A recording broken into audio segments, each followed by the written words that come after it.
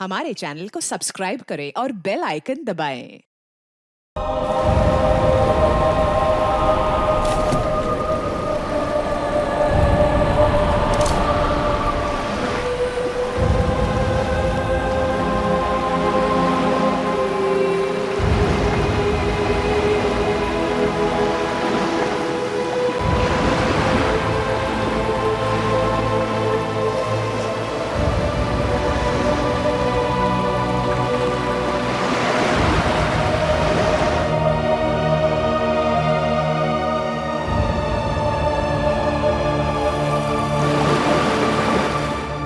Sir बोलिए ना, क्या बात है? नहीं वो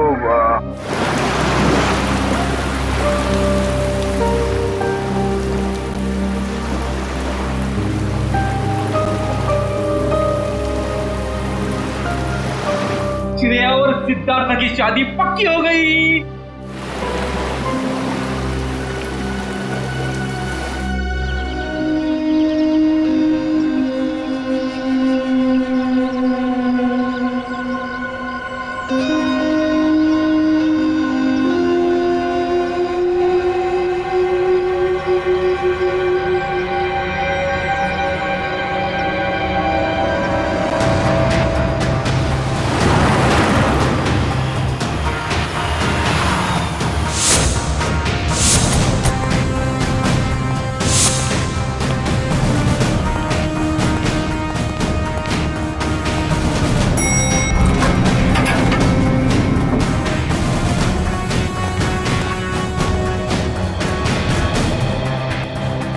कहाँ है लाश?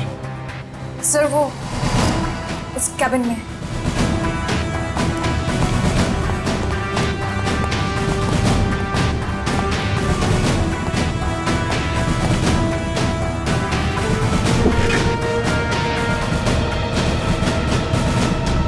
सर, एक गोली लगी है सीने में।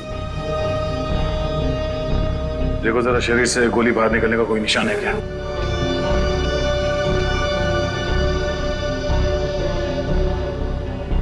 नहीं सर, कोई एग्जिट वोल नहीं है। गोली बाहर निकलने का कोई जख्म नहीं है।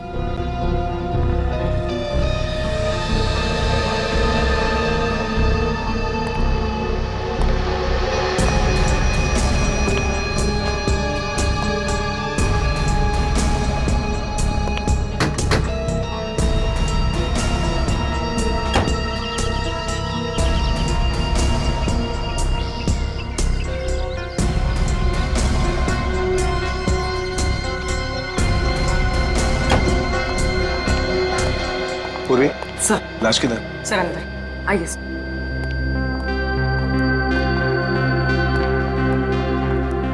आए दे। क्या बात है? तुम्हारा खास दोस्त कहाँ है? अभिजीत? इस आदमी के शरीर में गोली लगी है और कोई एग्जिट वुंड नहीं है। सब कमरे को अच्छी तरह से चेक करो। Excuse me. हाँ प्लीज प्लीज।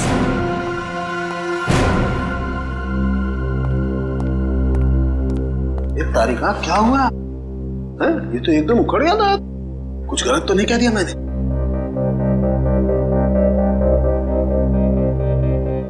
कैसे हुआ ये सब? हमें नहीं पता है सर। क्या नाम है आपका? जी श्लोक। कितने लोग काम करते हैं यहाँ ऑफिस में? कोई 20-22 लोग। 20-22 लोग।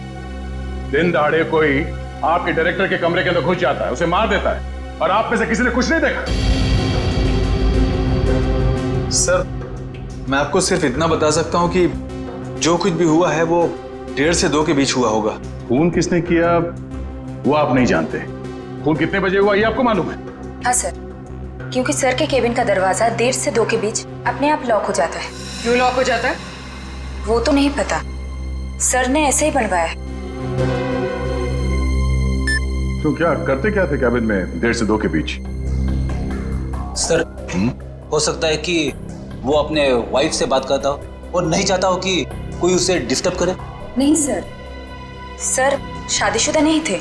तो फिर करते क्या थे वो? पूजा करते थे, खाना खाते थे, क्या करते थे? सर वो घर से खाना खा के आते थे। और ये कैबिन का दरवाजा हर रोज ऐसे ही बंद होता था? जी सर। जी सर। तो फिर आज उसी दौरान उनका खून हुआ, ये आप लोग कैसे कह सकते हैं? सर ये शालिनी है सर। इनको अंकुश सर से मिलना था, ये दौड़ते हुए उनके केबिन में गई, लेकिन अरे शालिनी, तुम भाग के कहाँ जा रही हो? सॉरी रचना, वो बॉस से कुछ अर्जेंट काम है मुझे। सर से मिलने जा रही हो? लेकिन अभी तो 1:30 बजने वाले हैं, केबिन बंद हो जाएगा उनका। पता है, इसलिए तो जल्दी जा रही हूँ। Excuse me.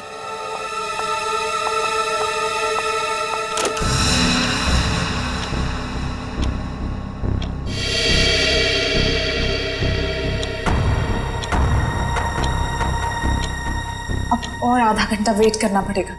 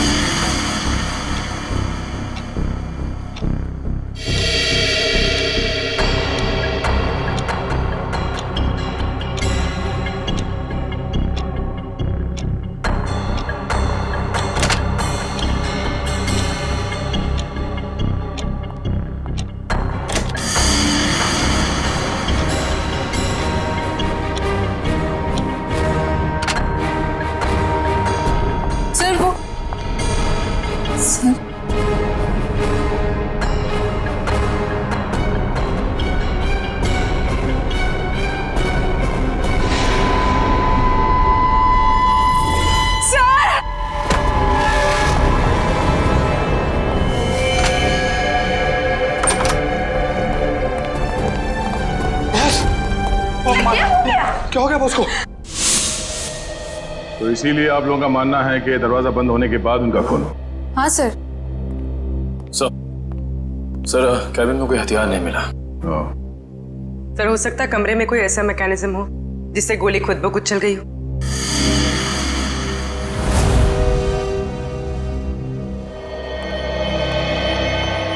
डॉक्टर साहब, ये खूनी कहाँ खड़ा होगा जब उसने गोली चलाई? ये देखो, यहाँ टेबल पर खून के छींटे पड़े हुए हैं। इसका मतलब साफ है खूनी वहां खड़ा था जब तुम खड़े हो। और ये अंकुश यहाँ था।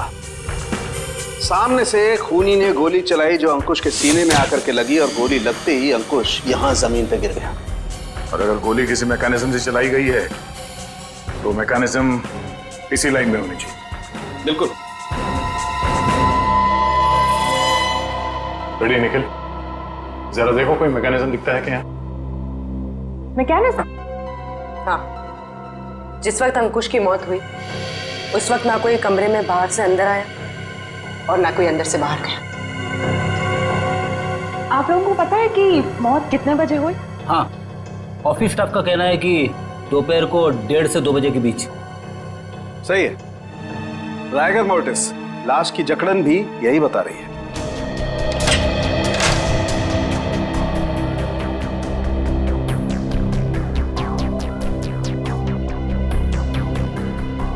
सर, यहाँ तो कोई मैकेनिज्म दिख नहीं रहा।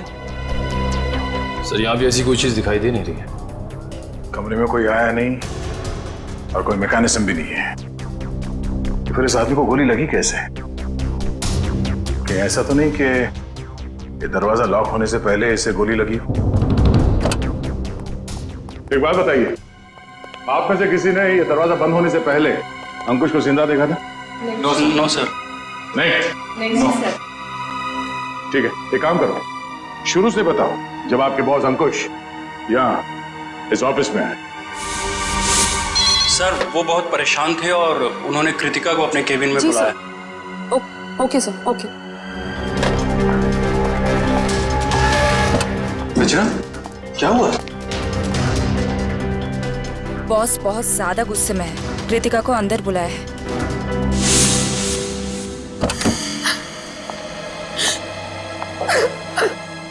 क्या हुआ कृतिका? रो क्यों रही हो? कुछ अरे बताओ ना, रो क्यों रही हो? कुछ नहीं हुआ। अरे बताओ तो कृतिका। तो कृतिका अभी कहाँ है? ऑफिस से चली गई क्या वो? नहीं सर, उसका बैग तो यहीं है।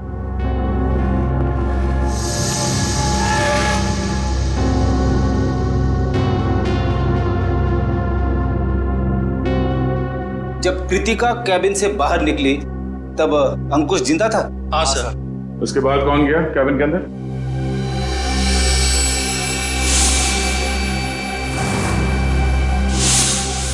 देखिए, हम एक सवाल 2 बार नहीं पूछेंगे आप लोगों से।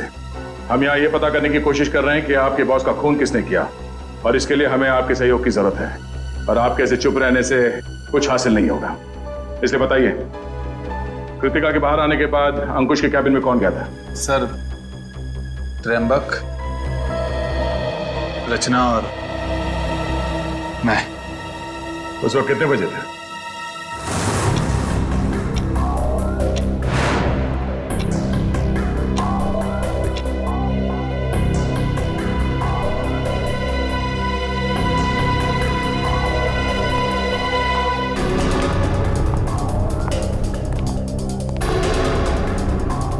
सर, क्या हुआ? आपने हमें बुलाया?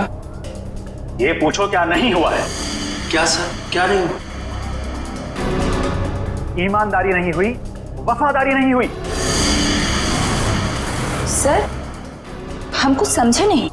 देखो, तुम तीनों बहुत मुश्किल में हो। मुश्किल में? हाँ, मुझे ये पता चला है कि तुम तीनों में से कोई एक हमारे डिजाइन्स कॉम्पिटिटर्स को बेच रहा है। नहीं सर, हम ऐसा नहीं कर सकते। हाँ सर, मुझे तो ये भी नहीं पता कि हमारे कंपटीटर्स है कौन। मेरे पास सबूत है और मैं तुम तीनों को जेल भिजवा सकता हूं, लेकिन मैं ऐसा नहीं करूंगा। चुपचाप शाम के 5 बजे तक मुझे बता दो वो आदमी कौन है। हाँ, उसकी नौकरी तो नहीं रहेगी, लेकिन उसे मैं जेल जाने से जरूर बचा लूंगा। लेकिन सर, हम लोग। मेरे पास ज्यादा समय नहीं, जितना मैंने कहा है उतना करो। तो कोई कंपनी के सीक्रेट्स बेच रहा था? हाँ? सर, अंकुश जरूर भड़का होगा इस धोखे से। कोई भी भड़केगा। बहुत तकलीफ होती है जब उसका कोई करीबी उसे धोखा देता है।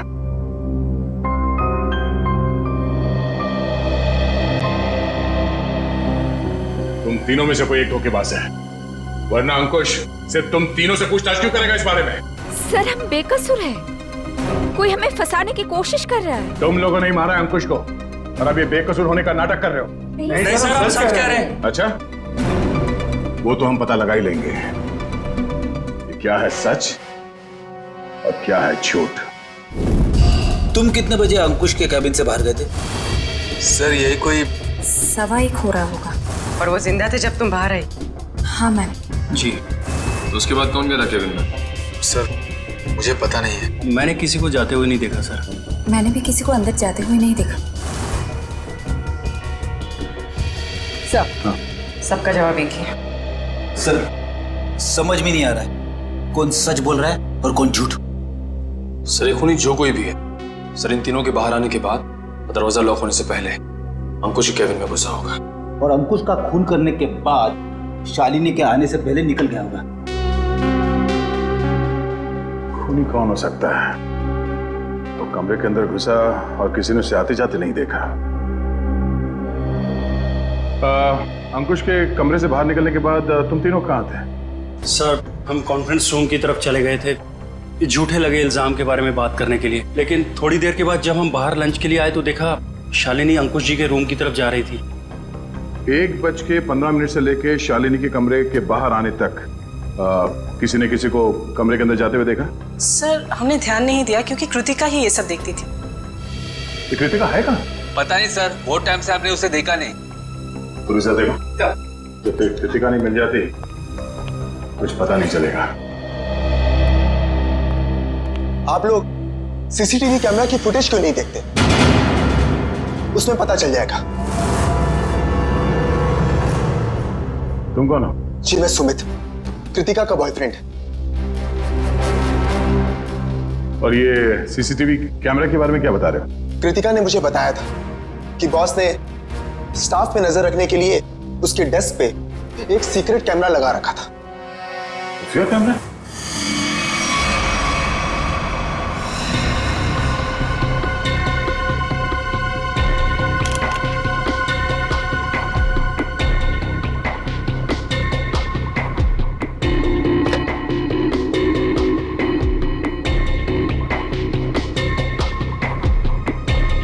यहाँ पे तो कोई कैमरा दिख ही नहीं रहा है। खुफिया कैमरा है, छुपा के रखा होगा।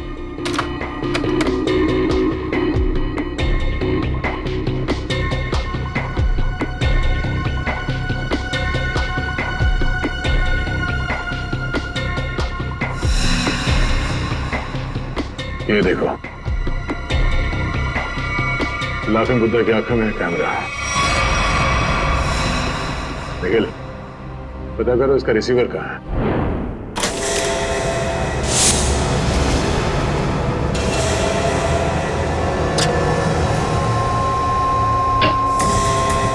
मैम, आशिका, मम्मी देखिए। अरे कृतिका, कृतिका, संभाल के। कृतिका, जाओ। कृतिका, कृतिका। क्या हो गया? सर, इसने आत्महत्या करने की कोशिश की। नर्स जहर निकाल। इसे हॉस्पिटल ले जाना होगा। पीछे एम्बुलेंस है, उसमें डालो जल्दी। कृतिका, ले जाओ। क्या हुआ? संभाल के। निखिल, उस खुफिया कैमरे का रिसीवर मिला? हाँ सर, उस सीक्रेट कैमरा का ये सब मिल गया है। गुड, जरा फुटेज प्ले करो। देखते हैं रचना, त्रिंबक और श्लोक के निकलने के बाद अंकुश के कमरे में कौन गया था।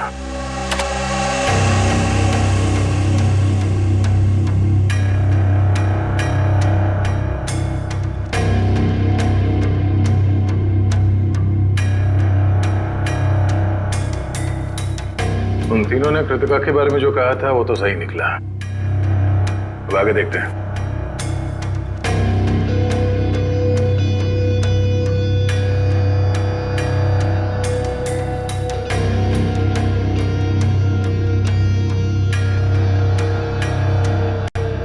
देखते हैं इस खुफिया कैमरे की आंखों ने ऐसा कुछ देखा है कि जो यहाँ काम करने वाले 20-22 लोगों ने नहीं देखा और अंकुश की मौत हो गई।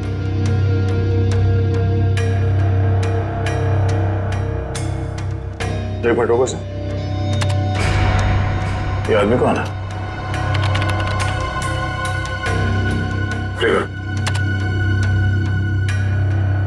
फॉरवर्ड करो सर। बस इसका चेहरा तो ठीक से दिख ही नहीं रहा है। ये आदमी कैबिन के अंदर गया एक 20 को, बाहर निकला एक 25 को, और बड़ी हड़बड़ाहट में निकला है बाहर। निकले, काम करो, ऑफिस स्टाफ मेंबर्स को बुलाओ, और हाँ, उस वॉचमैन को भी लेके आओ अंदर।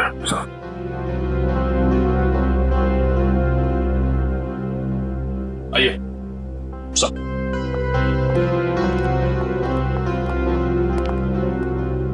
देखिए, इस आदमी को पहचानते हैं आप? नहीं सर, हमने इन्हें कभी ऑफिस में नहीं देखा।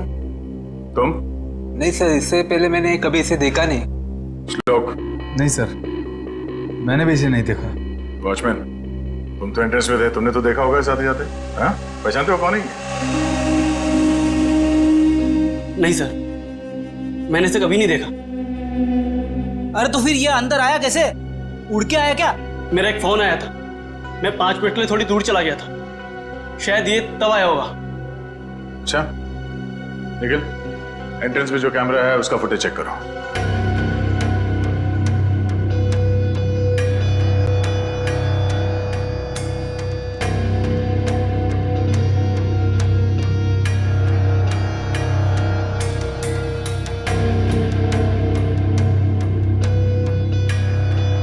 एक मिनट, इस फ्रेम को फ्रीज करो। ये सुमित? कृतिका, तुम्हें कुछ नहीं होगा, जल्दी चलो। आई। तुम्हें कुछ नहीं होगा कृतिका, तुम ठीक हो जाओगे। संभल के।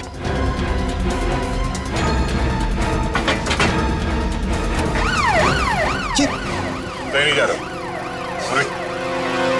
ये क्या कर रहे हैं सर? कृतिका के पास मेरा रहना जरूरी है। तुम आज इस ऑफिस में से पहले भी आए थे ना?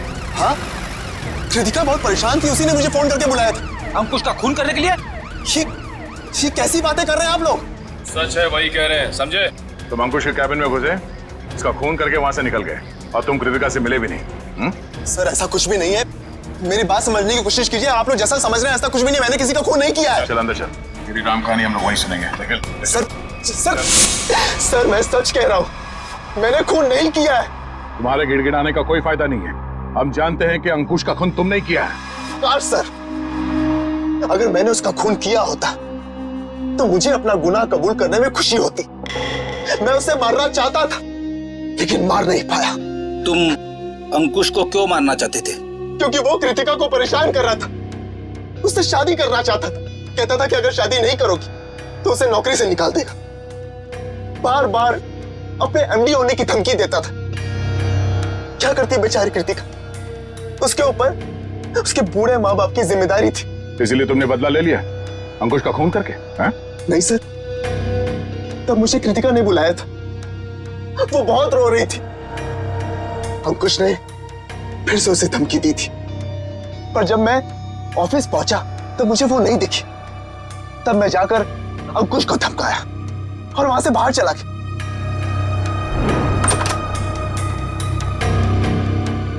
कौन हो तुम? बहुत हो गया अंकुश, कृतिका से दूर रहना, वरना क्या करोगे? जान से मार दूंगा तुझे।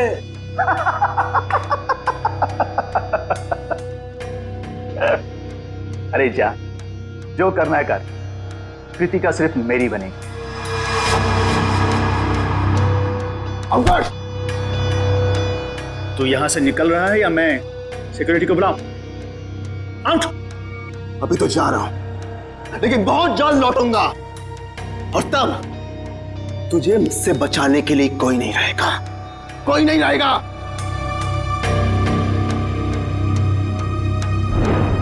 हमारे पास सबूत है, तुम 1:20 में अंकुश के कमरे के अंदर गए थे और ठीक 1:25 को बाहर निकले थे। क्यों? फिर भी मैं बार बार यही कहूंगा कि मैंने खून नहीं किया है। देखो सुमित, दया सर को गुस्सा मत दिलाओ, सीधी तरीके से मान जाओ कि खून तुमने किया है। क्योंकि तुम्हारे जाने के बाद यहाँ की स्टाफ शालिनी जब कैबिन में गई तब अंकुश मरा पड़ा था। सर मेरा विश्वास कीजिए, मैंने खून नहीं किया है, प्लीज मेरा यकीन कीजिए आप लोग। याद देखो। सर, गन पाउडर की स्मेल। तो स्प्रे देना। एक मिनट।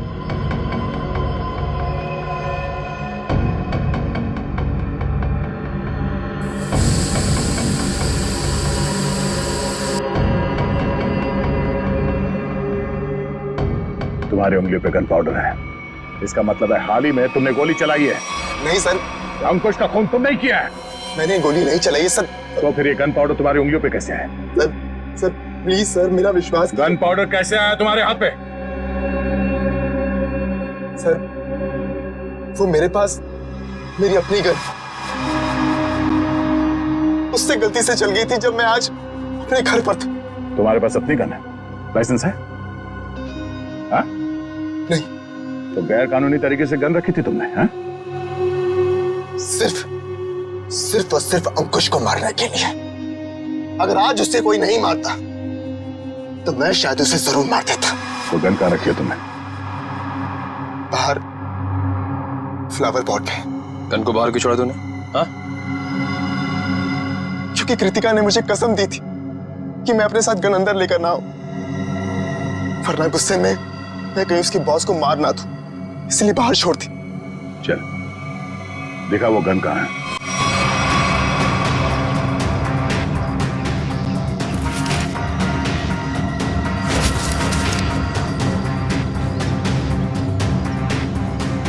ये तुम्हारी गन? हाँ सर।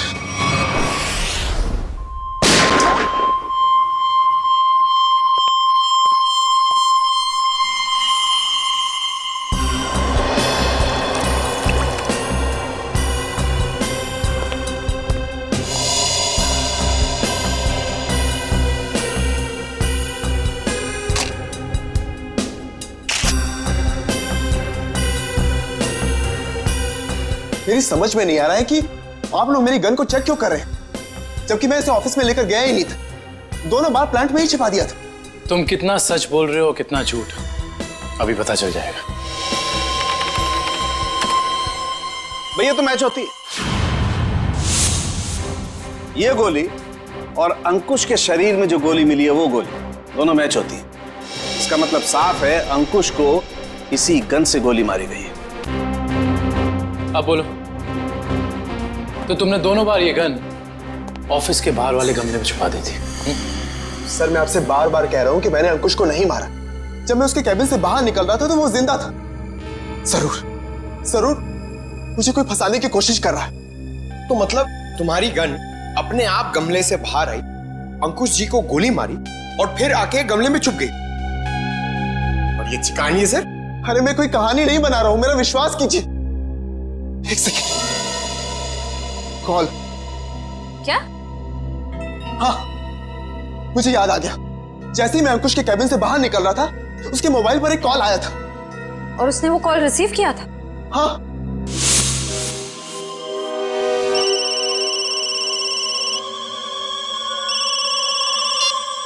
हाँ बोल।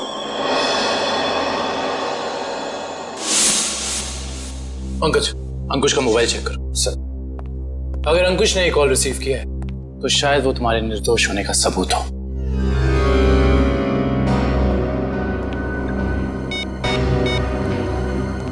सर अंकुश को 1:25 पे कॉल आया था सर, और 7 मिनट तक कॉल चली थी। 7 मिनट? 1:25 को कॉल आया था। दरवाजा बंद होता है ठीक 1:30 बजे, यानी कि दरवाजा बंद होने के 2 मिनट बाद तक ये कॉल चला। सर शायद वो जिंदा था। पंकज, इस नंबर पर कॉल करके चेक करो कि वाकई इस आदमी की अंकुश से बात हुई थी कि नहीं।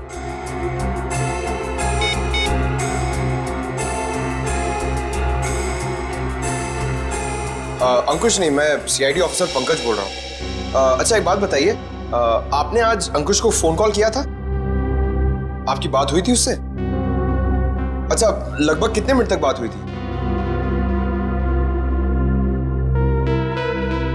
5 से 7 मिनट। अच्छा ठीक है, थैंक यू वेरी मच।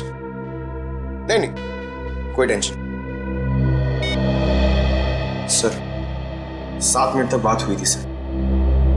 देखा सर, मैं सच कह रहा हूं, मैंने अंकुश को नहीं मारा है। इसका मतलब सुमित खूनी नहीं है। तो फिर खूनी कौन है? कहीं खूनी पहले से ही तो कैबिन में छुपकर नहीं बैठा था और दरवाजा लॉक होते ही उसने अंकुश को गोली मार दी और फिर वहां बैठकर इंतजार कर रहा था। और जब 2 बजे बाकी का सारा स्टाफ अंदर आया कैबिन में अंकुश की लाश देखने, तो मौका देखकर वो भी उनके साथ निकल गया।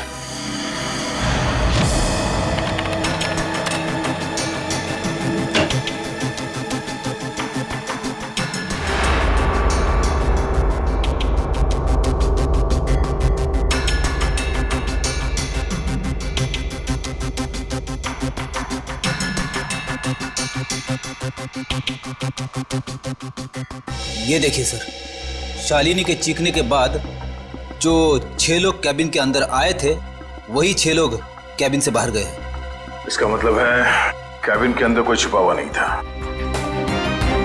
कैबिन के अंदर कोई छुपा हुआ नहीं था। इस दरवाजे से कोई अंदर नहीं आया और अंकुश इस कमरे में अकेला था जब ये दरवाजा बंद हुआ। तो इस कमरे के अंदर आने का इस दरवाजे के अलावा सिर्फ एक ही रास्ता है, वही ये खिड़की।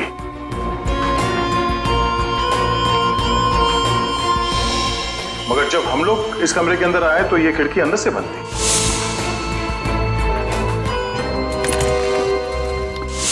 तो अगर हम ये मान के चले कि कोई इस खिड़की के जरिए अंदर आया है तो नीचे से ऊपर आना तो बहुत मुश्किल है और किसी ने तो देखा ही होगा उसे ऊपर आते हुए। दूसरा रास्ता बचता है ऊपर टेरेस से।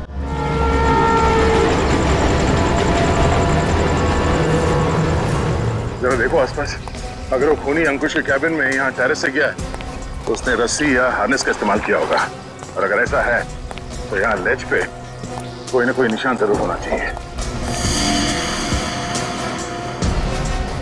तो चेक करो।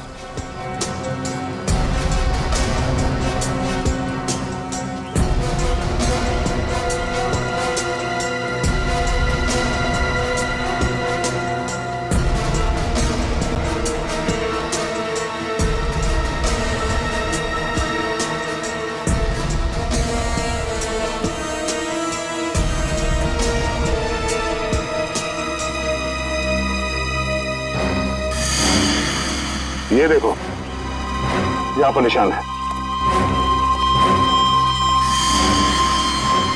ये निशान, उसने रस्सी को यहाँ से बांधा और यहाँ से नीचे उतरा। क्योंकि ठीक नीचे यहाँ पे अंकुश का ऑफिस है। और फिर रस्सी सपोर्ट के लिए शायद वहां उस पे बांधा होगा। ये देखो, रस्सी के घिसने का निशान है यहाँ पे। इसका मतलब है उसने रस्सी यहाँ इस पाइप पे बांधा और वहां से नीचे अंकुश के कैबिन में गया। कमाल है सर, खूनी इतना कुछ करता रहा लेकिन किसी ने उसे देखा तक नहीं। खूनी ने जिस तरीके से मेहनत की है खून करने के लिए, उससे तो साफ साफ दिख रहा है सर, उसके दिल में कितनी नफरत भरी पड़ी थी अंकुश के लिए। मुझे पता करना पड़ेगा कि वो है कौन जिसे अंकुश से इतनी नफरत थी, और उसे ये भी पता था कि अंकुश के कैबिन का दरवाजा 1:30 से 2 बजे के बीच बंद होता है। वो ना हो ये कोई ऑफिस का ही आदमी है।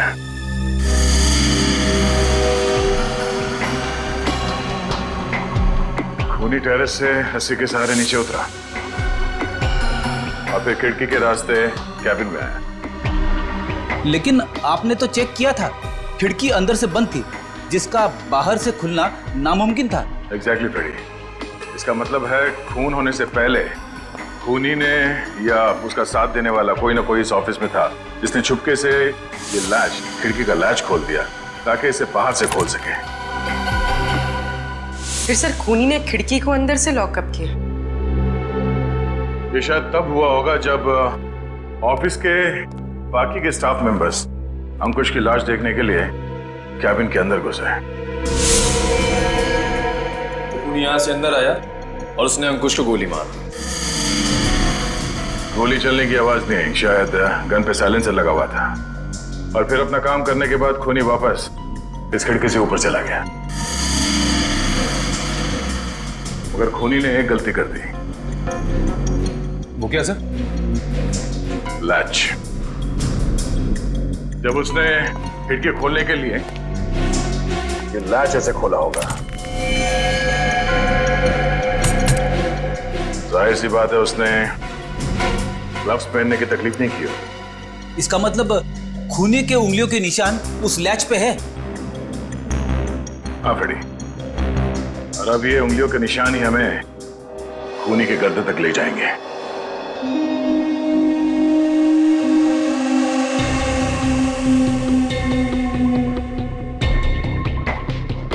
सर आप लोग हम पर शक कर रहे हैं? हाँ, क्योंकि खूनी आप लोगों में से कोई है। ये क्या कह रहे हैं आप सर? सही कह रहे हैं। थोड़ा इंतजार करो। उस खिड़की के लैच पे जो उंगलियों के निशान मिले हैं, अगर वो आप में से किसी के फिंगरप्रिंट्स के साथ मैच होते हैं तो पता चल जाएगा कि अंकुश का खूनी कौन है।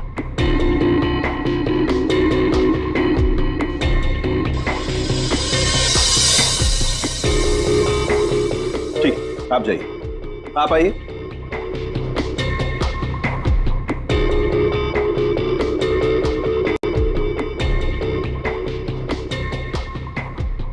ठीक, जाइए।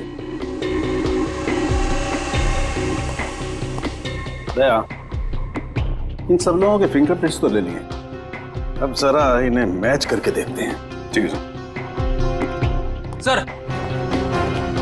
हाँ?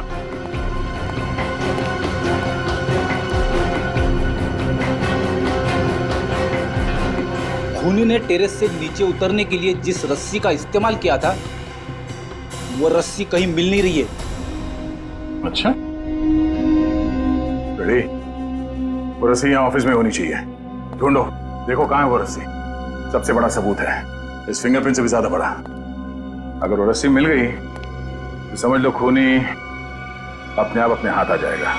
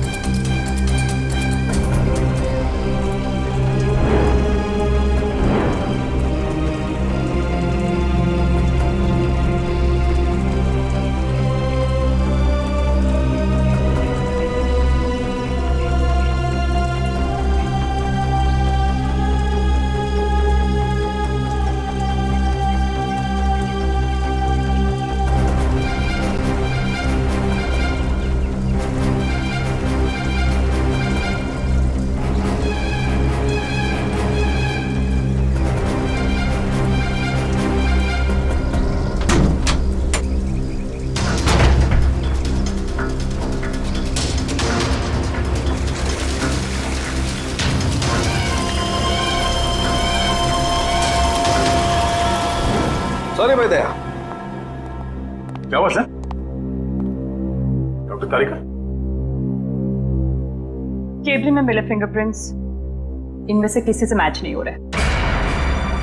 ये कैसे हो सकते डॉक्टर तारिका? इनमें से किसी न किसी के उंगलियों के निशान मैच होने चाहिए थे। आप लोगों से कोई गलती हो गई होगी। नहीं यार दया, ऐसा नहीं है, हमसे कोई गलती नहीं। हो सकता है दया इनमें से कोई खूनी नहीं होगा, तो खूनी नहीं होगा तो फिंगरप्रिंट्स कैसे मैच होंगे? हो सकता है इस बार गलती आप लोगों से होगी। नहीं, मैं सही हूं और मैं साबित भी कर सकता हूं। खूनी इन्हीं में से कोई है और वो खुद ब खुद सामने आएगा। सामने आ जाएगा मतलब तुम्हारे सामने आकर के खड़ा हो जाएगा, कहेगा लीजिए दया जी मैंने खून किया, मुझे हथकड़ी पहना दीजिए। यार बात कर। डॉक्टर साहब इस बार ऐसा ही कुछ होगा। डॉक्टर साहब ने आप लोगों के हाथ पे एक केमिकल लगाया था। वो केमिकल रिएक्ट करेगा और वो केमिकल तब रिएक्ट करेगा जब आप में से जो खूनी है वो ऊपर टेरेस पे जाके पानी के टैंक के अंदर से वो रस्सी निकालेगा। वो रस्सी हमें तब मिल गई थी जब पहली बार हम लोग छत पे गए थे।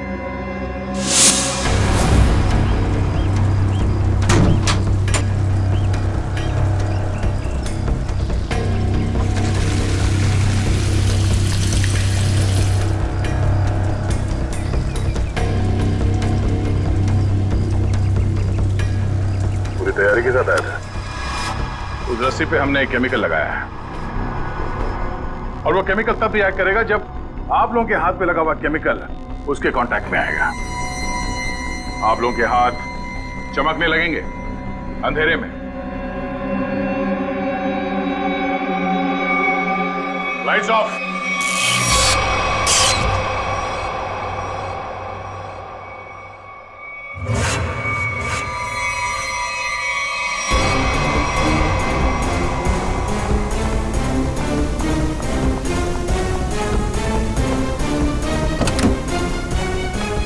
बस बहुत भाग लिया, अब और नहीं।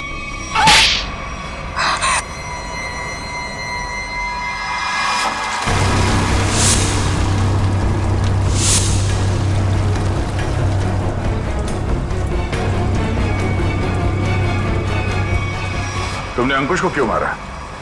तुम ही कंपनी के सीक्रेट्स बेच रही थी ना? और जब अंकुश तुम तीनों से पूछताछ कर रहा था, तुम जानती थी कि तुम्हें उससे छुटकारा पाना है। हाँ? मैं बहुत पहले से ही जानती थी कि मैं पकड़ी जा सकती, इसलिए मैंने प्लान बना के रखा था कि जब भी मौका मिलेगा मैं अंकुश को मार दूंगी। और तुमने अपने प्लान में सुमित को कैसे फंसाया और क्यों फंसाया? उसने क्या बिगाड़ा था तुम्हारा? मेरी सबसे अच्छी सहेली को मुझसे दूर कर दिया था। मैं और कृतिका अच्छे दोस्त हुआ करते थे, लेकिन जब से सुमित उसकी जिंदगी में आया था तब से कृतिका उसकी बातें करती रहती थी। सुमित ऐसा है, सुमित वैसा है, सुमित ने ये किया, सुमित ने वो किया, सुमित सुमित सुमित। इस सुमित से मुझे नफरत होने लगी थी। दिन रात उसके साथ फोन पे लगी रहती थी। इस सुमित के चक्कर में वो मुझे भूल गई थी। और आज सर के केबिन से निकलने के बाद कृतिका ने जब सुमित को फोन करके बताया कि गन को कहीं छिपा देना, मैं अपनी सहेली को मैं वापस पाना चाहती थी। और यही सही मौका था सुमित को फंसाने का। इसलिए तुमने अंकुश को मारने के बाद अपनी गन सुमित के गन के साथ बदल दी, और अंकुश के शरीर पे जो गोली मिली वो उस गन के साथ मैच हो गई, जिसकी वजह से सुमित फंस गया।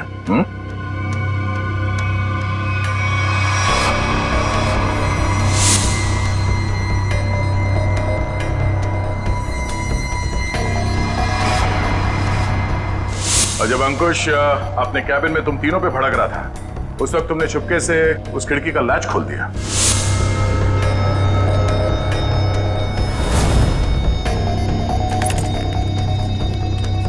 और तुमने मौका पाके विंडो का लैच तब लॉक किया जब सब अंकुश की डेड बॉडी देख रहे थे, है ना?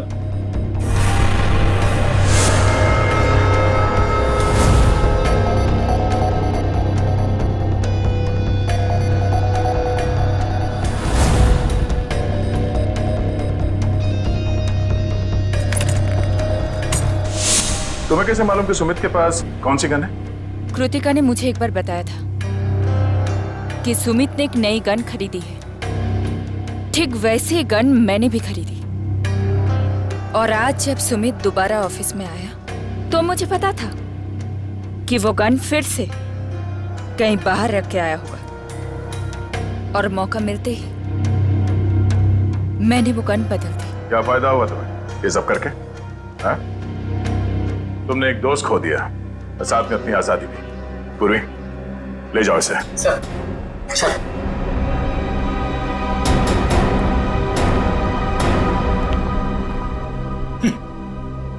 लोग भी दोस्ती में क्या क्या करते हैं सर। हाँ फ्रेडी, कुछ तो पीठ पे छुरा घोंपते हैं।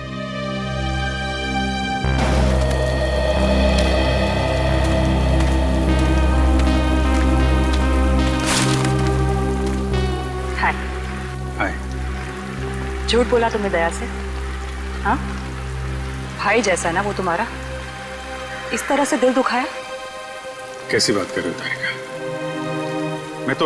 मैं तो सपने में भी उसका दिल दुखाने की नहीं सोच सकता। उसको दुख ना हो इसलिए मैंने झूठ बोला।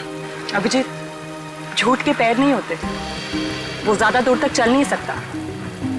तुम्हें दया को सब कुछ सच सच बता देना चाहिए था।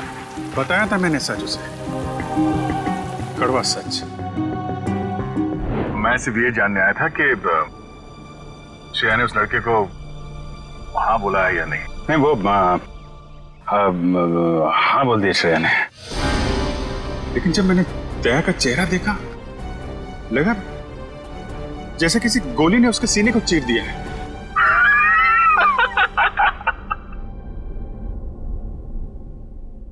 अरे यार, क्या लड़का है? नहीं, तबीयत खराब हो गई उसकी।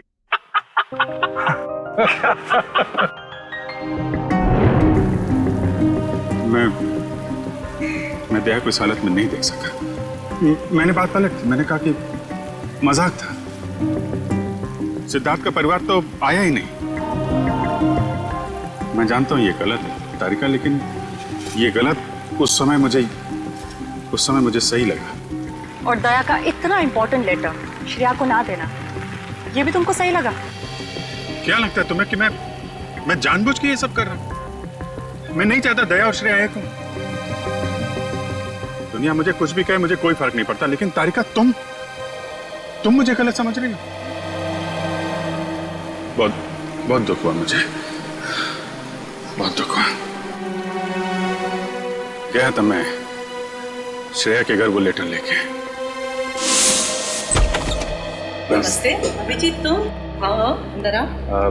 श्रेया से थोड़ा काम था, वो है क्या? हाँ है, बैठो, मैं उसे बुलाती हूँ, बैठ जाओ।